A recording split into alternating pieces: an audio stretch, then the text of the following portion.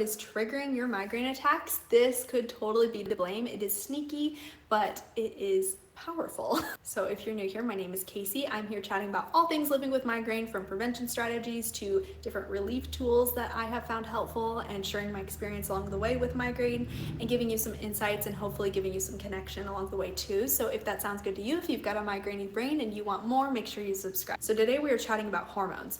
Oh my god. So as I've talked about in prior videos, which I will link below because there have been a few different categories of trigger types that I've already shared about before. So definitely check those out for more ideas.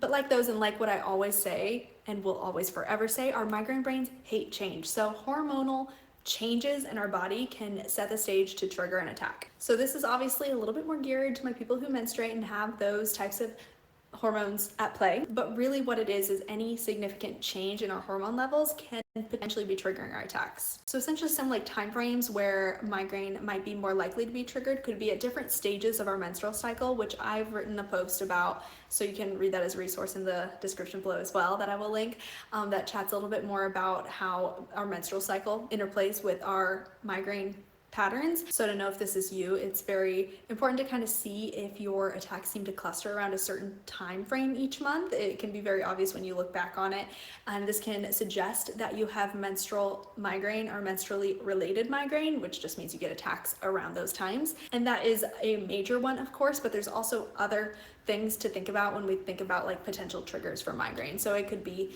when someone is pregnant or going through menopause, like those also come with a lot of potential hormonal changes that can trigger, obviously. And also something to think about is migraine can start presenting with these major changes in hormones as well.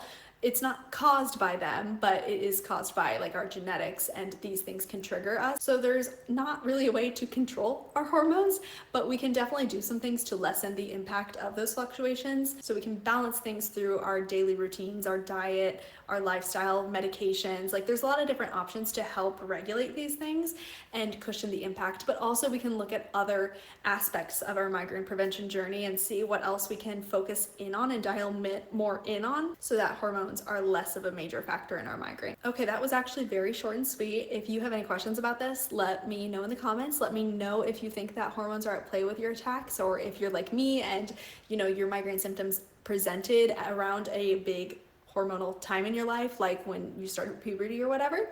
Let me know in the comments. I'd love to hear kind of your experience, and if you do anything to specifically target your menstrually related attacks, I'd love to hear that. I might do a video in the future about that as well, because it's something I also extremely struggle with. Like most of my attacks are very menstrually related. But yeah, that's gonna be it for me. Make sure to check that description for all of the things that I've been mentioning throughout this video, and leave a like and subscribe for more.